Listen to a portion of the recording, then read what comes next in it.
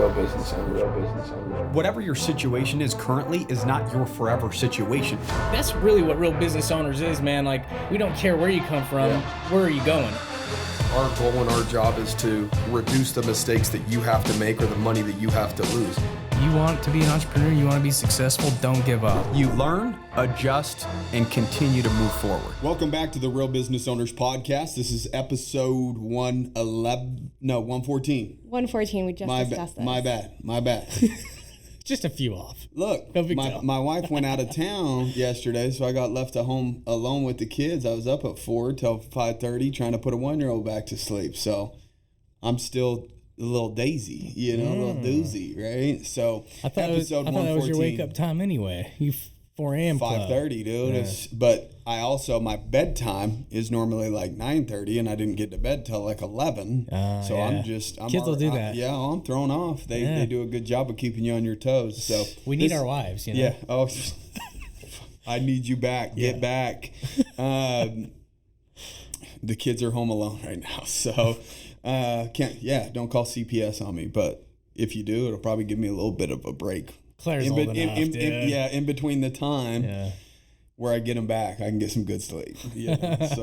Episode 114, guys. Today we're going to do something a little bit different. It's just myself and Kale. We have Stephanie with us as well. She's an amazing, videographer, editor. She's been a part of the team now for 3 or 4 months, 5 months, something like that. I think since March. Since March. Yeah. Whenever that is. 3 months, 4 months. Yeah. Yeah, 3 or 4 months. But she's been kicking ass for us. So she's behind the cameras. Today what she's going to do is we're just going to do more of a Q&A. So we did ask us questions on different topics or whatever. We haven't really read them. She's going to read them. Yeah, she's going to read them to us, and we'll just kind of shoot from the hip. And we wanted it to be something where we're not talking about just one specific topic. So this podcast will be jumping all over the place depending on what the question is. Sounds like it'll be about 8 hours long. No, there aren't that many questions. There aren't too many. No, we'll rapid fire through. We'll try to keep it 45 minutes or so. A lot of them I guarantee we could have full episodes on though. Probably. Yeah. Probably. So we'll try to keep our answers short and sweet. Yeah. But it's us. So we'll do the best that we can. So go ahead, Steph. Let us know what the first question is. Let's just jump right in. Yep. So from Angel, I'm having a bit of an issue on coming up with a business plan and deciding whether or not partnering with the owner of the company I work for would be a good idea. Maybe drop some knowledge on choosing the right partners and what criteria they should meet. And as far as the business plan goes, do I even need one? Like with all the market data for my trade and all that. Thanks, guys. So, here's the deal. Business partnerships are something I'm becoming an expert in because I've had so many over the years. Kel's had more than me. So Kel's the proper person. And a lot of them have failed. The most successful one's been Trevor, and there's even been a lot to learn, obviously, in a great one. Yeah. But here's the thing, man. I don't think it's a good idea to partner with someone when it's already his business. Like if you guys have like a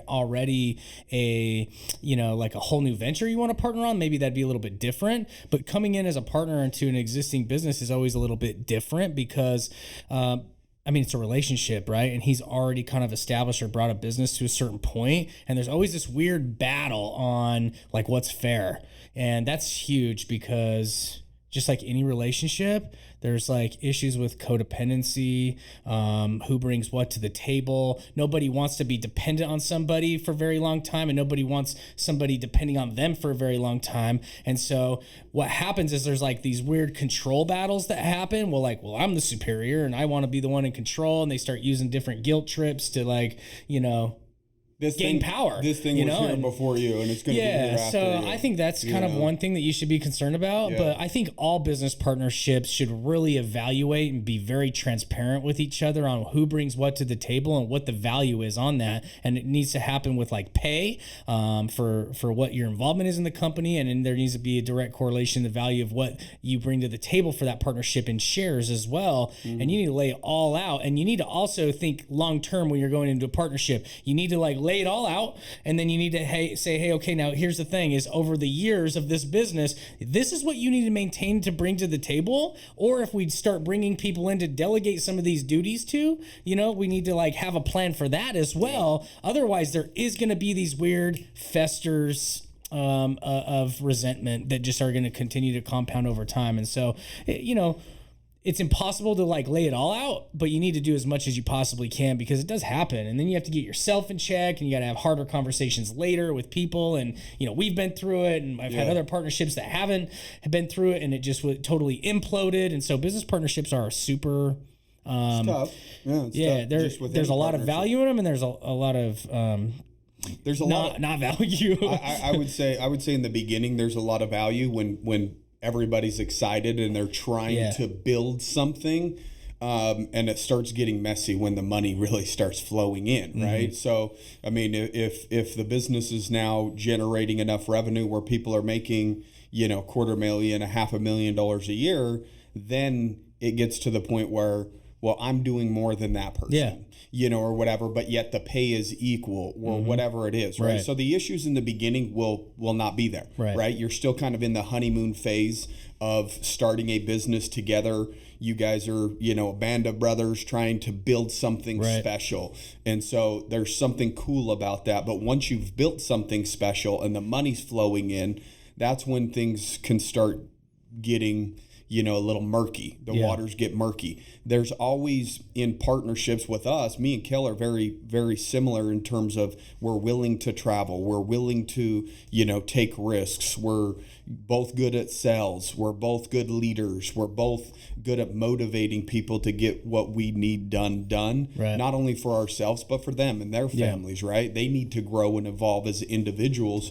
And, we make it a priority for self-improvement in our companies, especially on the sales side, because they're only limited based upon, their mind, right? Yeah. So there's no ceiling when it's a commission-based job. And so we focused a lot on self-improvement in that regard. But then there's going to be times where, somebody's going to get comfortable with a certain number. Right. So let's say there's two partners and one person's going to be very comfortable at $100,000 a year or $200,000 a year. And the other one wants to continue to evolve and make $500,000 a year or $1 million a year. And so I would say in the beginning stages, make sure that you understand what each other's true intentions and goals long-term are. Is your goal to build a company so that you could sell it and exit that business? Or is your goal to make $500,000 a year and then put people in place to operate that business to where you're just cashing checks? Because if one person's goal is like, hey, I'm happy with $200,000 a year, and the other one's like, well, I want to make $1 million a year, that's when things start getting a little murky. Because once you get to $200,000 a year, that other partner is going to kind of pull back a little bit and not give as much to the business, while you're still sitting there trying to push the business forward to get to the income level that you want to be at. Right. So in a contract or an agreement in terms of partnerships, there should be, caps, salary caps. Exactly. Hey, no partner could make over, $1,000 a week as a salary, because at one point, Kel had a partnership that back in the day that it no longer exists, and those partners wanted to try to squeeze Kel and Jeremy out of the business, and they were like talking to the attorney that was Kel's attorney and saying, hey, how do we do? And the attorney says you can't do that based upon the operating agreement. And they wanted to try to salary themselves to the point to where there wasn't a whole lot of dividends or draws coming out of the company. If they put themselves on $1 million a year salary, then, and there's only $200,000 left at the end of the year, then you split that between the partnerships. So there's some partners that aren't getting their fair share of what the operating agreement said. So there should be salary caps in an operating agreement. So yes, if you show up every single day and I don't, you make $1,000 a week just to manage the company or whatever it is, and then the rest comes out in dividends and draws.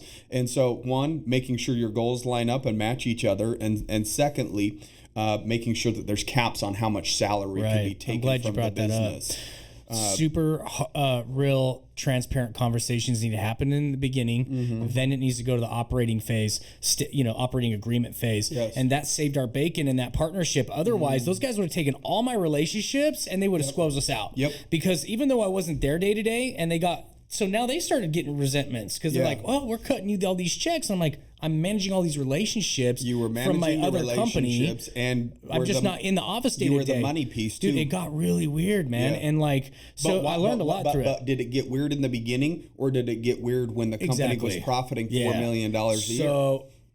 And that's the other thing that I'm glad you brought up, because whatever it was, everybody starts these these businesses, and then they have their partnerships based on insecurities, right? Like, okay, well, I'm already busy running this business over here, and that's going to be a lot on my plate. I don't think I could juggle both. So this is perfect. These guys can run the day-to-day operations. I'll bring the relationships. Well, they didn't see us day-to-day. Yeah. But they just saw all the work they were doing. They didn't see what I was doing because I wasn't there day-to-day. Yeah, and so what happens is they're like, well, we don't need Kel anymore. We have all the relationships. Yeah. Let's squeeze them out. And then they couldn't because luckily I'd already been through a failed business partnership before even that one. And I was able to have our attorney put voting rights in, which made it incapable for them to just vote us out. And then we also had all these salary caps in place so they couldn't just raise salaries on us and squeeze out our dividends. Yep. Right. So that really protected us. And I learned a lot through that. Deal. Yeah, I remember that. And then it also opened the door because the only option at that point was let's buy each other all out or divvy up the equity in this company and let's close it. And that gave us the opportunity to come to people like you and be like, hey, let's partner up on this over here. The salesmen want to come work for us. We're closing the company down. And then obviously he's given us the hindsight to create our operating agreements and have our business partnerships and be more transparent with each other for more successful one. The most successful business partnerships are the ones that do not create these codependencies and insecurities and let things fester, and you can lay it all out on table. One of the things that really makes me and Trev's business partnership so great is we don't necessarily need each other. Like if Trevor wants to go build a business and our relationship did fall apart, he's going to be successful. If I want to go, I can go build a different company without Trevor because we have skill sets that we don't really need. We just are stronger together, right? And so that's what a lot of people need to realize. Like find a strength in a partner, but don't find a strength in a partner and partner with them just because you're insecure and they bring something to the table that you don't. Like find the value, put it all on paper, lay it all out, and then commit to it, and you'll have a much longer partnership that's going to be successful. Yeah. Now, you brought up a good point. I'll finish with this, and then we can move on to the next question. Kel said something there. After that partnership fell apart, there were people that wanted to come work for him. Right. So if you have partnerships or you're going to have partnerships and you're an entrepreneur, treat your people right. Mm-hmm. So if something ever did happen, that you're the go-to person, they want to still work with you and be with you. So if there's ever an issue, you have an entire workforce that's behind you because you treated them properly, and they'll rally with you no matter what you decide to do. And that's what happened in this scenario. Next thing you know, a few years later, we build another $10 million company. How you treat people should never change, okay? You shouldn't ever put yourself on a pedestal like you're above your salespeople, you're above your fulfillment people, you're above. But that's honestly like been the game changer in building a network of people that want to send us business and creating a network of people that want to come work for us. It's like those guys wanted to come work for me because I'm not going to say names, but those people were treated like shit by the people that were running the day-to-day. And they saw how our other company operated. And they're struggling right now financially. So they probably wish that didn't happen. That's true. All right, next question. Good one. Good question, Angel. Yeah. Kilo_GT wants to know about pitching to investors. Kilo_GT, that's his name? Kilo, dog? Is that me? Is that my sub account? Dude. Kilo G. Kilo G. Did you ask a question under your freaking I don't know. your burner account? That ain't my handle, dude. Shit. I would say, when you're talking about pitching investors, I think a lot of people, only think about what they can gain from it, when in reality, your entire pitch shouldn't even be about you. It should be about how the investor has the ability to win in this scenario. And you have to make it completely obvious. It should be you should be talking about the value that you can bring to that individual, provided they act on this opportunity, right? You want to sell it as in they're missing out if they don't invest into this company. Now, a lot of people, when they pitch investors, I know this is going to be great, I just know it. That's not enough. What's the data that you have that says, hey, this is the market, this is a $2 trillion market or a $10 billion market, and here's where I see things that are lacking, and here's the solution that I'm providing in the industry, and here's how you have the ability to profit from it. So definitely make it all about the investor and not about you or the business itself as much. Talk about the value that this opportunity can bring to that individual, and make it something that they don't want to say no to. Make it easy for them to say yes. I'll tell you how to do that part, okay? Because I love that. Yeah. I get so annoyed at dreamers with no action, okay? Do not come to me with this brilliant idea, okay, that's just going to end up in the idea graveyard. Come in and show me what you've done to get it off the ground. Amen. You know, like, ideas are great, and there's a lot of them out there. Okay, and people have great ideas but they don't have action.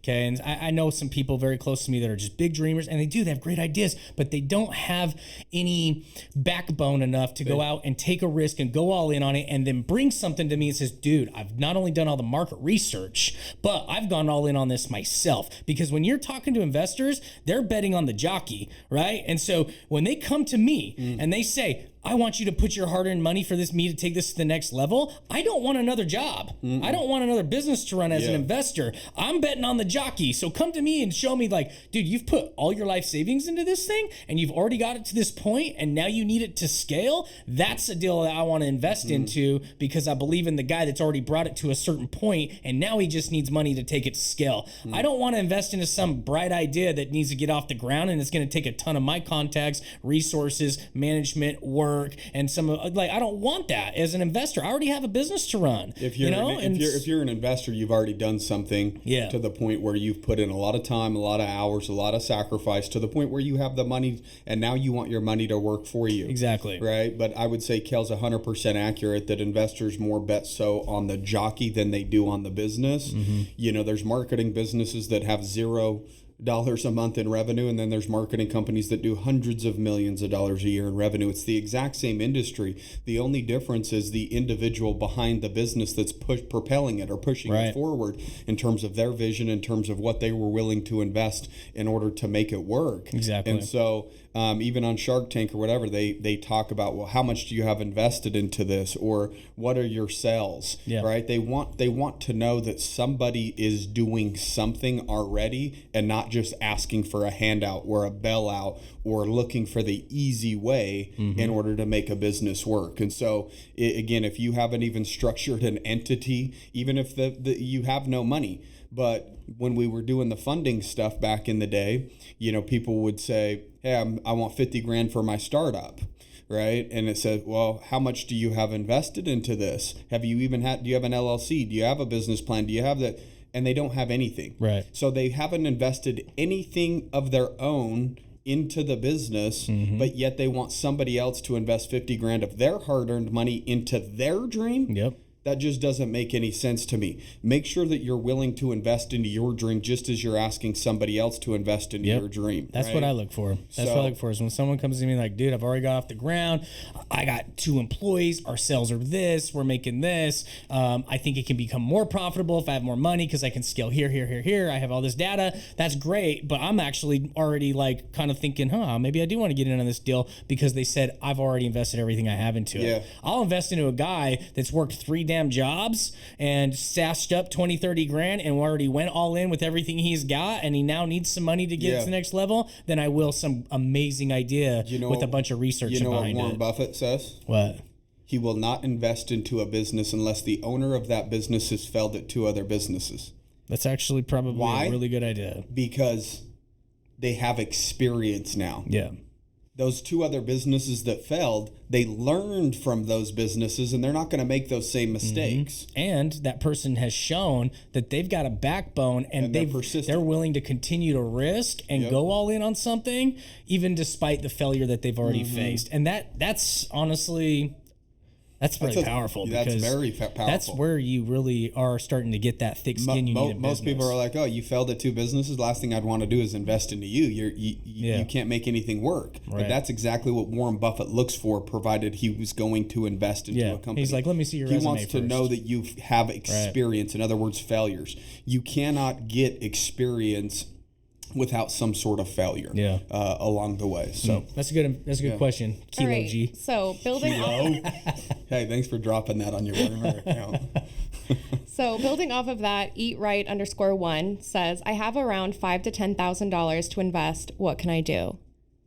I mean, this is a hard one for me because, I started my first business with like $7,000, right? I went and bought phones. I freaking started it in the basement of my house. Like I went and got phone lines and computers. I talked some people into coming and working with me after hours. And so, it depends on what you're trying to invest into, man. Like if you're trying to invest into something like that you're just trying to get off the ground and, hey, it is possible. But a lot of times people nowadays say, dude, that's not enough to get something off the ground. And, maybe the market is a little different than it used to be. And so I always see this question and it's like invest into coaching. And honestly, there's been so much power in coaching for me that I would co-sign on that too. So, this is like a hard one because man, I went all in with only like $7,000 to get my baby off the ground before I started making its first sales. Yeah, but you had some experience in sales, right? Yeah. So I would say it just depends on what type of experience this individual has, right? If they're a halfway decent marketer, then set up an LLC, fund it with $5,000 and start running your ads and saying, hey,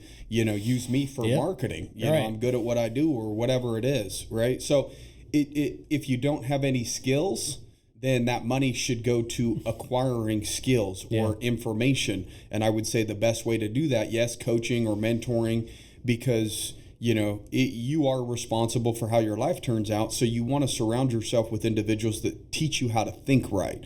The mindset side of business, right? Like 5 or 10 grand's nothing in the grand scheme of things. And so you can get that back. But you want to have the proper mindset going into a business so that you have a higher probability of success at winning. And so I wouldn't say necessarily getting a one-on-one coach because you don't have a whole lot to coach one-on-one, again, unless it's just mindset. I would find a networking group in your coaching niche. group. Even if you don't have a niche, look at Adam Neese with Certain Pay that we had on the podcast. He was a sales rep and he invested into the Apex coaching group and he found a business partner, walked away from his sales job and started Certain Pay, a merchant account processing company. So he's setting people up with merchant accounts, which is what he sold for a different company, right? Yeah. And so he saw some There's a huge network power of it, like in the group setting like that as well. A lot of them, if they're in that type of environment, even if they have a business, they're always looking for the next opportunity, right? So how many different businesses have we ended up, investing in or, starting up because of those groups? Now, all of those individuals already have other businesses, but everybody's looking to partner with people, figure out ways to make money with people. So one, you get to tap into the mindset side of things. You get to surround yourself with people and be in proximity of individuals that are trying to level up, that are already successful. So one, your network is growing. So when you do start a business, I can reach out to Kel and say, hey, Kel, I'm having trouble here. Can you help me out? Kel's going to do it because he sees you all the time. Do you know somebody? Exactly. Yeah. Tapping into the network that has a network too, right? So that's very powerful. Relationships, right? You can't go at anything alone. You're going to have to build relationships. And that's a perfect spot to start. One, in terms of building relationships, working on your mindset, and being around people that are opportunity driven, meaning they're always looking to invest money. And eventually that thing that's going to come to mind will happen, within the first 3 or 6 months of you joining the group. And then there's going to be somebody in that group that might be familiar with that niche that you can lean on. Right. And then at that point, that individual could either help you start that business in that industry, or you can partner with that individual, maybe in a different market. Maybe they're in Texas and you're in Florida, and they want to take their business that they have in Texas and take it over to Florida, and you guys have created a great relationship. You set up a different entity, boom, and now you're running a business. Secondly, there's been people that have joined the group that are now working as COOs of companies of individuals that they met inside that group. So there's other opportunities outside of starting businesses, depending on what your strengths are. But I would say if you only have 5 or 10 grand, you don't have a lot of experience, you don't have a whole lot of strengths, you got a little bit of discipline in terms of being able to save money, which is good. That's a great sign. But you need to be working on yourself and developing yourself so that you can become the best leader, the best entrepreneur, have the right mindset, because it's going to be tough. So there's also, I agree with everything 100%. It really does depend on where you're at in that phase. And it depends on the group that you choose too. So if you're like, hey, I'm going to go drop $5,000 on this group for the next year, one, you're going to want to find a group that's, even if they're not in your niche, they're in the same type of phase. They're like-minded. They're taking the same type of risk at the same stage of you in your life. Like in Apex, there's a few different levels, right? Yeah. And you're around those like-minded people, and there's a ton of power in that, like you said, in the proximity. But if you already, like the dude's handle is like eat_right, right? So if he's like in the nutrition space, he's an expert. He's like, I just need more clients. How do I invest this $5,000 or $10,000? It's like, maybe you do need to just find someone that can help you build some ads that's got some success. You can learn from them, and you can go and just, hey, run ads and get some clients. Where would be a great way to find somebody exactly in a group. In a group. Or off our podcast. Yeah, we're off the podcast. Yeah. We've got some great marketers on here. Yeah. But yeah, I mean, like if you're already like, I have all these skill sets, I just need more clients, like you can get more clients with $5,000-$10,000. Yeah. Right. Absolutely. So, but it might take linking up with a good marketer to help you build your ads, gain some knowledge from them, pay them what they're worth as well. So yeah, there's a ton of value in mentoring. So D_high_ asks, any idea when you guys are going to start a mastermind or group? Take my money. Well, we can do the last part pretty easily. If you want, I can send you wire instructions. It is a write-off and it's a write-on for us. So, yeah, I mean, that's obviously something that we've talked about now for a year and a half, and it's something that we really, really want to do.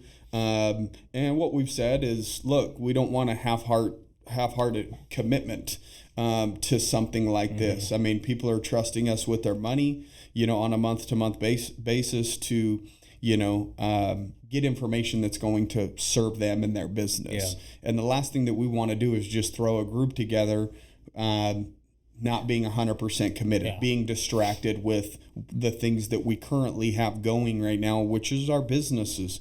And so, we've made it a priority and a goal to try to fire ourselves by the end of this year from more day-to-day operations where people don't have to come to us with the problems, and we're putting leaders in place that can do the day-to-day stuff. This is ultimately going to free up some time for us to where we can start focusing on this. I wouldn't be surprised if we have something launched within the next 6 months. Trev's right, man. Like, so I actually had a goal of throwing our first event like this October because I knew Corona was going to fizzle out and everything. And then as we've started giving our leaders the reins more, I've already delegated a lot, and I do feel like I have the free time to start actually really focusing on things. I've kind of wrapped up the book. You're almost done with your pilot stuff. No, I got a letter yesterday. They denied you? Not denied me. I have to get a psychiatric evaluation. Oh, that's called a human motivation something study. Prevention but there's study. Yeah, there's something you're getting through, right? I would say by the end of the year we'll really start planning some things. Here's the thing: is like we also have to get on the same page as far as like the vision of it too. Like we don't want to throw an event and sell you guys something unless we have something built already that's going to bring a shit ton of value. Whether it is like a monthly curriculum where we meet monthly, whether it is like a course, whether there's different levels to it, whatever it is, we want it to be badass when we roll it out. That's going to bring value to you guys, and so it's like. We really haven't had like a for sure, like, hey, this is the path, right? Like we've talked about a lot of things like, hey man, maybe we do a course on this or all these topics, or maybe we just start with like some monthly coaching and we start building a community. Like we've had all these conversations, but we haven't actually like defined it and built it. And when we have kind of like a clear vision and we know the values there, we'll launch like a first event. We'll do some things. We'll bring everyone together, and I think it will be badass. I think I can't wait to meet a lot of people in person that has been rolling with us for. We know that's the next step for us. That's the next step. So we're phasing out of what our duties are internally, so that we can take that next step. I had no desire to delegate as much as I've delegated. until the last couple of years when we've built this. And so that is the whole reason that we have been delegating and passing on these duties to our leaders, is to do that. So it's coming. It's coming. Okay, so actually building off of this, the next question is Cowboy James, and he wants to know, what are the best events to meet business people and network?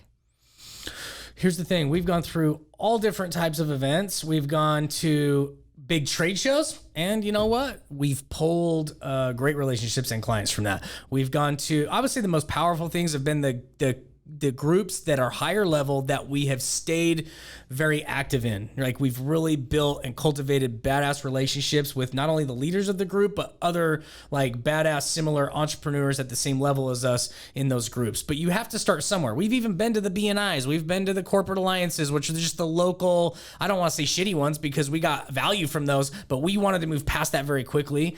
So I think the most important thing to answer that question is like, dude, wherever you're at, just get started. Go to a local one. Practice the art of being approaching and approachable, because that's where you're going to start like finding the right people to really try and do stuff within your network, right? So just get started, man. Just get started at a local one and think of it as practice. Go to BNI, shake hands, get good at like explaining what it is that you do, so that you do kind of attract the right people. In other words, just get uncomfortable. Yeah. Like they say, they call it your 30-second commercial, right? Yeah. And it sounds cheesy, but it is true. Like, hey, this is what I do. This is what I, how I bring value. Like, this is my jam. And then that way people know real quick, like, oh, cool. Like, dude, I actually am in business to business services as well. I think there's some things we could do together. Like, start practicing that stuff, because there is a ton of power in it. And as you grow your network and you get in higher level mastermind groups and stuff like that, more opportunities are going to be presented. You're going to be more experienced, but you just got to get started somewhere. Yeah, I mean, if you're looking for a good one, I would check out the, Apex, Ryan Stewman's group. Yeah. If you're looking for a good one. And because there's levels to it. Yeah, there's levels to it. There's the bottom level, which is the entourage, middle level entrepreneur, and then the high levels, the executives. Yeah. And so no matter where you're at in business, there's a level for you and a price point that will probably fit what your budget is, right? Yeah. The higher levels, you're talking $3,000, $4,000, $5,000 a month. Middle levels, not close to that. I think it's $1,000, $2,000 a month. The lower level, I think it's like $5,000 or $6,000 a year or something like that. So get started. But the reason why I see value in that group is because they do fly-ins where you actually get to meet people in person. It's not just online. If it's an online, just a Zoom coaching group, that's great. You can get good information for you, but the networking is really where the power lies, because you can get information out of a book. You can get information for free on YouTube. You can get information like on our podcast, but you don't get to network plus get the information. And there is Zoom meetings throughout the month too. Yeah, so like once a month or quarter, depending on the level that you're at, you're going to be doing meetups, the ones that you can. But there's also, monthly calls, weekly calls. Like there's so much to them. Like I think Stewman's group, and Stewman's so committed to his group, man. Like at every level, he does. The guy's been amazing. So I would say definitely check him out. And here's the other last thing before we go on to the next question.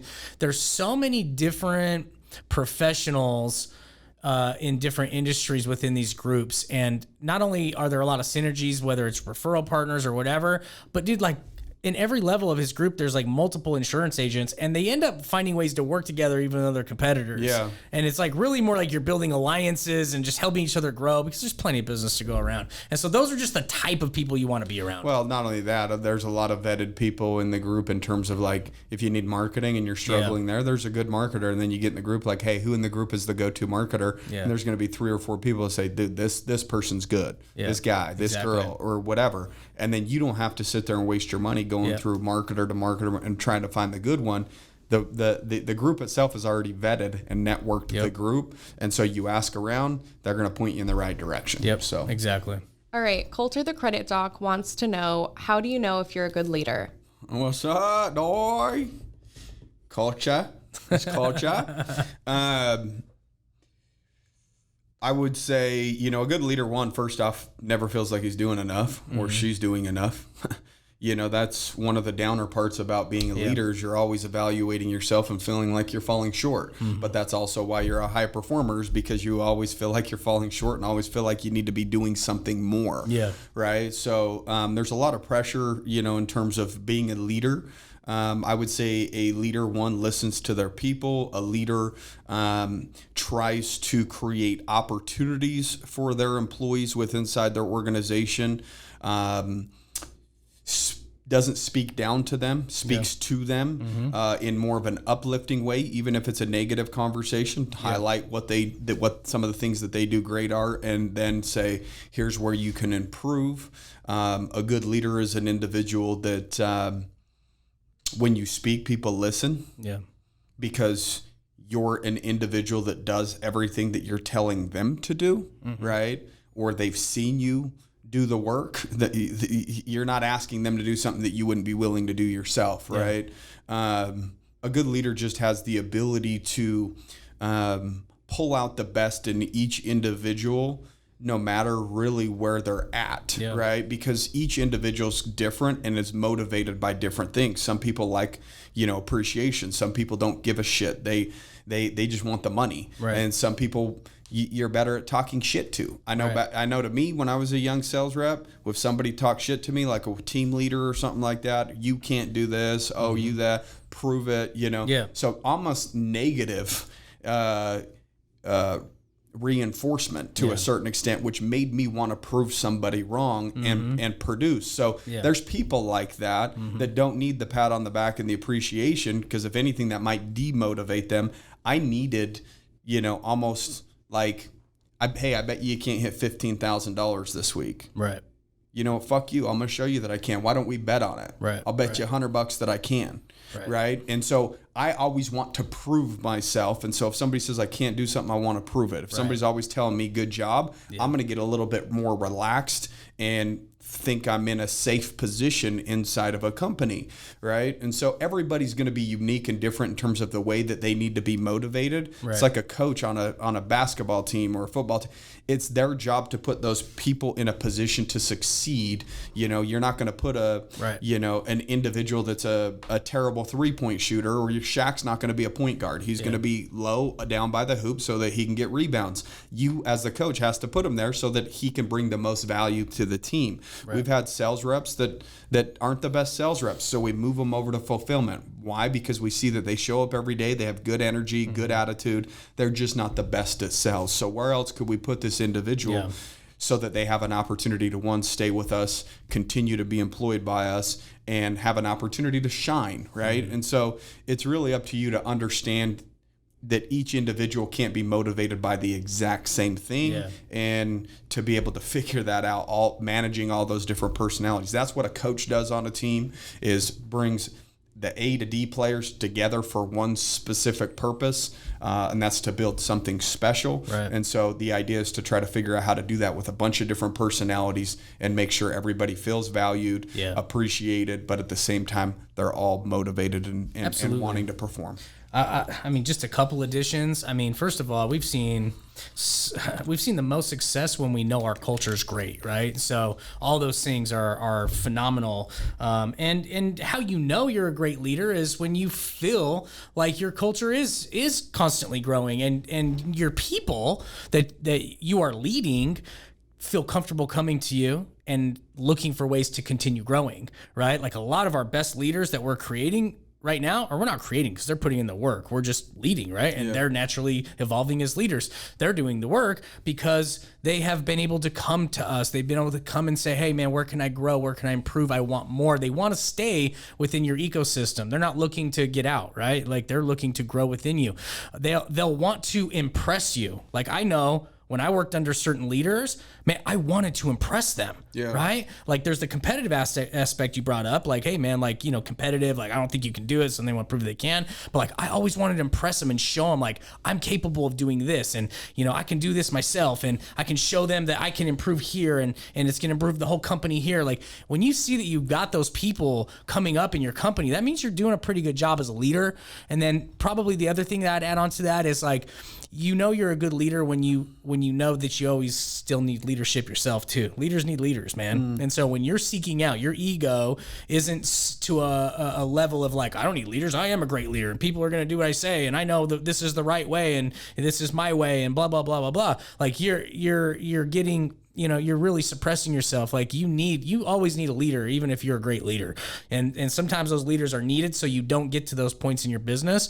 And you have somebody that's like, hey man, well, maybe you should try this. And you got to be open to trying that. Or, maybe that way's not going to work out. And, it's not about being right all the time, right? And so you got to find people that you always aspire to and that you can reach out to for leadership as well. And I think that's a sign of a good leader. And if you're a good leader, is like, hey, am I willing to continue to study leadership and have leadership for me so that I can continue being a great leader for the people I'm leading? Yeah, the best leaders are have a mindset of constant improvement, right? They're always trying to improve, basically, right? Ryan Stewman has leaders for him. I look to Ryan for things. I talk to Ryan about, hey man, this is things that I need help with. Or Jeff, who's my coach within the Apex group. Like I find leaders to kind of help, like, hey man, like work through it this way. And I'm just open to getting their leadership so that I can be a better leader. So I think that's another thing I'd add on to that. AM_installs13 wants you to talk about the person/moment you knew it's time to change. Go full send on you.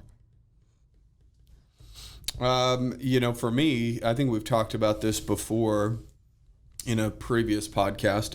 For me, it was when I got the call and my wife was pregnant and she said, I'm pregnant. I said, oh, fuck. It was just a natural reaction. I mean, I didn't really, and she's like, well, thanks for making me feel better about it, And I was like, well, shit, I guess I was just, thinking about myself in the moment. Where are you at? We went to lunch, all that good stuff. But that's when I really knew that, hanging out with the bros had to kind of stop, I knew that the decisions that I made on a day-to-day or weekend basis, because I made a lot of bad decisions on the weekends, those decisions were no longer going to just affect me. Right. I didn't give a shit about myself. It was just about making money, partying, having fun, that whole thing for a period of time, because anything that happened to me, it happened to me. Yeah. Right. I was okay taking the brunt of whatever the consequence was for my actions. I didn't care if I went to jail. That didn't bother me.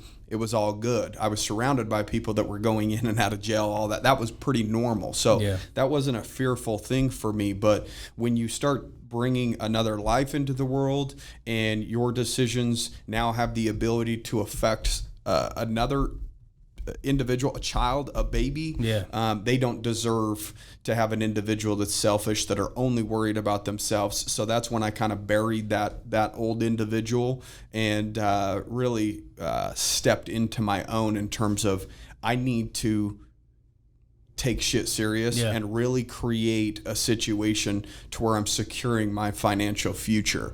That's when it happened for me. It doesn't happen like that for everybody. Some people it does. I've known people that have had babies and they still have fucked up and on and in and out of jail, whatever. But for me, that was the thing that made me start taking shit serious, where I was okay taking a back seat and driving something a little bit nicer, living in.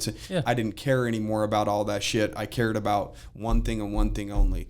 Let's fucking get it. Let's secure the financial future for my family. Right. That's kind of when my mindset changed. I had a very similar moment when I found out I was having a baby and I was in high school still. Did you say, oh, fuck?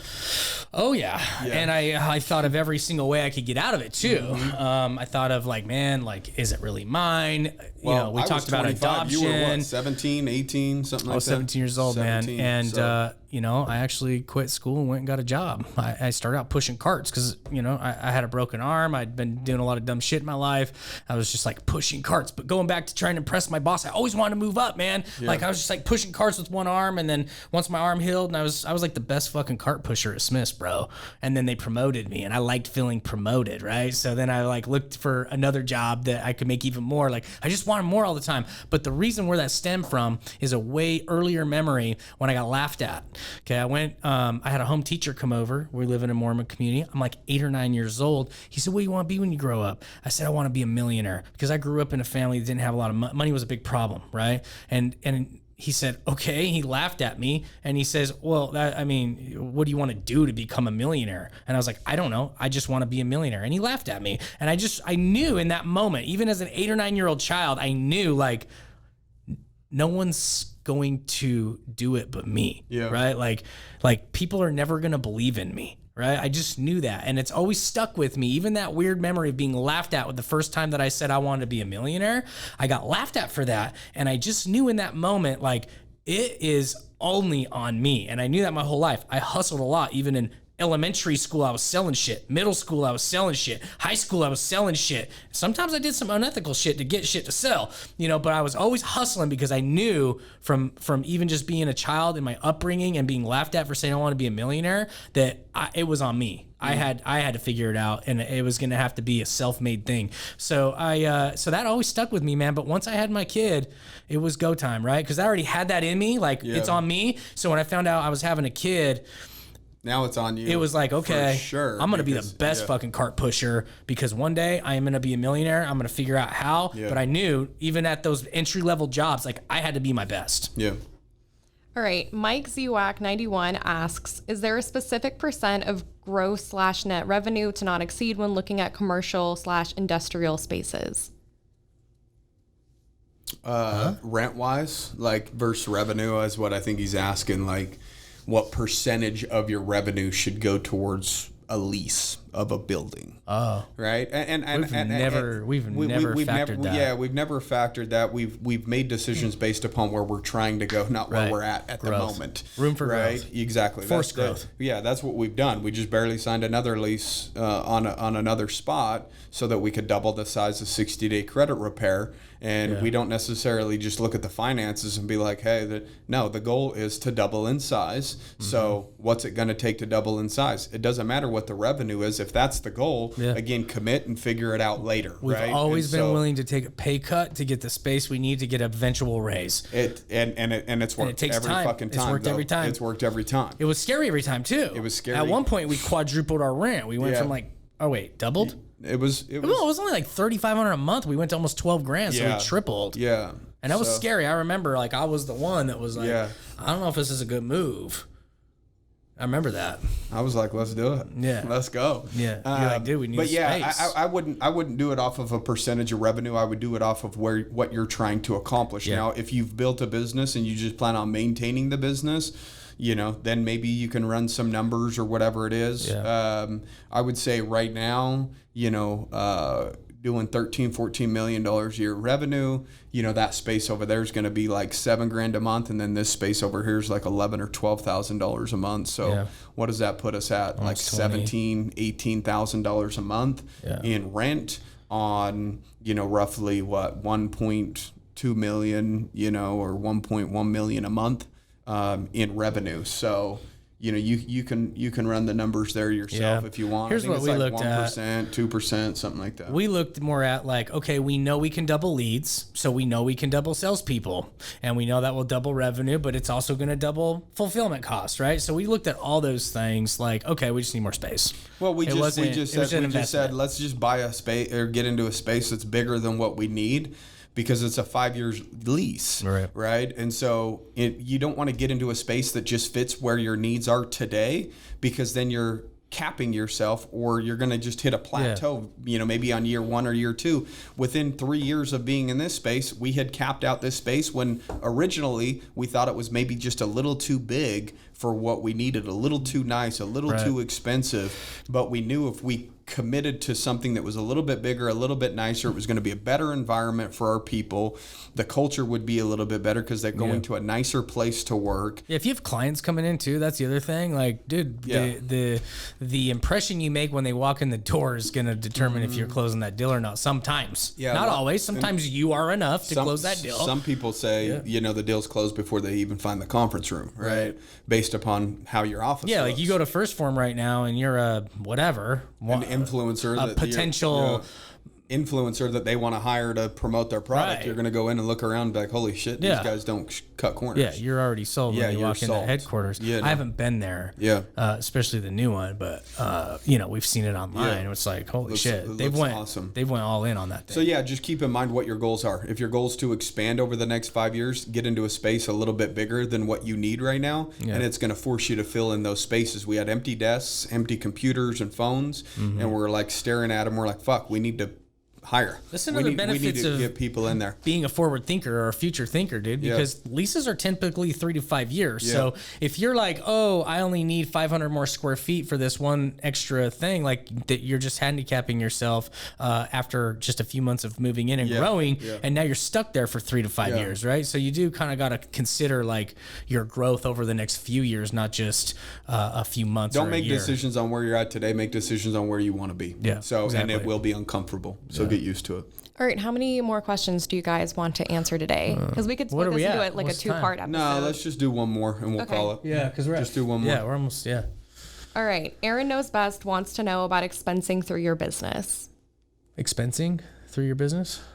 Different. Like, are you talking question. about just bookkeeping and I think stuff? It's just, I don't know. Expensing through your business, hire a good accountant at Easier Accounting, and everything will be taken care of. So let's do one more question. All right, Dan the Roofing Man says, it's going so good it's almost too good to handle, or is it overwhelming and stressful? Oh, is he asking us, or is he saying his business is? I know Dan. He's a badass. He has a cool business. Yeah. Dan, is things so good, bro, that you're getting comfortable? That's not a good thing, but it is at the same time. All right. No, what is? I don't know if he's asking us if things are. What's the question again? Ask it again. Going so good it's almost too good to handle, or is it overwhelming and stressful? Both. Yeah. Usually, if it's going so good, it's because you've overwhelmed yourself and you are stressed, but you stepped up to the plate in those type of scenarios and you did what you needed to do while you were overwhelmed and stressed in order to make it so good. What you guys need to understand, usually when you're overwhelmed and stressed, it's going to put you in a situation where the money's going to be really, really good eventually, right? And that's really where we're at right now. That's really where we're at right now in business. Everything is really, really good financially for us, but we got overwhelmed and we've got stressed because we keep saying yes and more investments, and we keep taking a back seat to really rewarding ourselves. I mean, if we wanted, we could each have a mansion and have acres of property and live high on the hog right now, but we don't do that. We continue, as Kel always talks about, to be future thinkers, keep money in the bank, continue to invest into a brighter future, which is what we've done 5 years ago, 10 years ago, which has put us in the situation that we're in now. So why change? The only thing that we're trying to change is the overwhelming and stressful part. In terms of, again, creating leaders in our company to where if there's 4 or 5 leaders in our business, that stress and that overwhelming pressure can be spread across multiple people rather than just on myself and Kel. And then at that point, the idea is being overwhelmed and stressed, that doesn't ever go away if you're operating businesses. The idea is to get to the point where you have somebody else operating your businesses and the business is paying you rather than you working for the business. And there is a big difference between self-employed and business owner. Right now, we are self-employed. We show up. We still have to move the business forward every day. We are very high paid employees of our own business. But the idea is to eventually move over to the business owner side. 60-day credit repair. Coulter, the credit doc that asked the question about being a leader.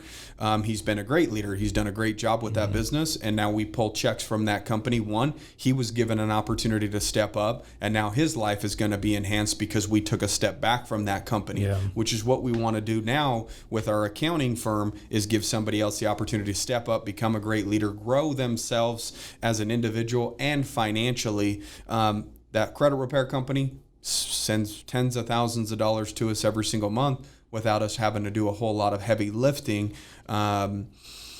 And the idea is to do that for now Easier Accounting so that we can free up more time and have fun with you guys, coach you guys, help you guys get to the point to where we're at in terms of maybe eventually stepping back from your business. And maybe all you are is the individual that's getting attention on your company, and you push that attention in the front doors of your business, and you have operators and leaders operating it on a day-to-day basis where all you need to do is just be yourself, go talk about the business, get business in the front door, and have it be handled by awesome people. Yeah, you're always going to be, if it's your business, you're always going to be a visionary of that business. But man, I've been in a scary situation. It's always scary to me. even right now, as we're trying to kind of like, the cool thing is we're delegating things to go into a new direction, which is going to be a whole new project for us, right? Because it's really not fulfilling if you're ever like just totally foot off the gas. I actually did that one time when I was going through a divorce. The business was run. It seemed like things were good. Took my foot off the gas. Wanted to date chicks again, you know, doing all this stuff. And you did. Holy shit, dude. And you did. Did I feel that plummet come though, man? I went from 50 G's a month to 4 or 5 G's a month. I couldn't even pay my damn alimony, bro.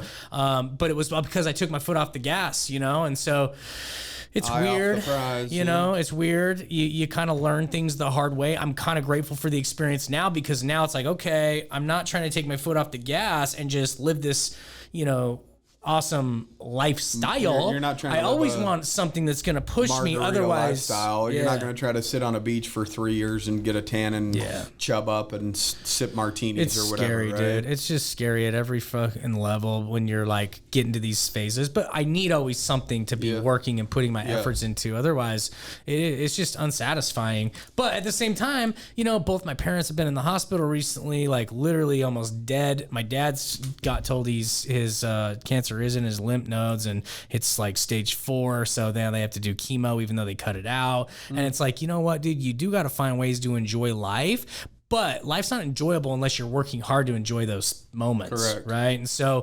find moments and take your family on vacations and live life and try amazing whatever foods and go to different cultures and enjoy your family and make sure you make time for your family and all that stuff, but make sure you always are working on something that is pushing you. Otherwise you're just going to feel unfulfilled, you know? So it's weird. It's weird trying to find that balance of living and enjoying life and being pushed and getting $100,000 a month. I promise you it doesn't feel like what you think it might feel like. You're going to feel hollow. You're going to feel like a loser. And yes, you have a bunch of money, but the fulfillment happens when you're actually pushing yourself and you're accomplishing things. That's where self-worth happens. Contribution. Are you contributing to your businesses? Are you contributing to other people's lives, enhancing their life, whether it is, again, giving them opportunities to come up in your business?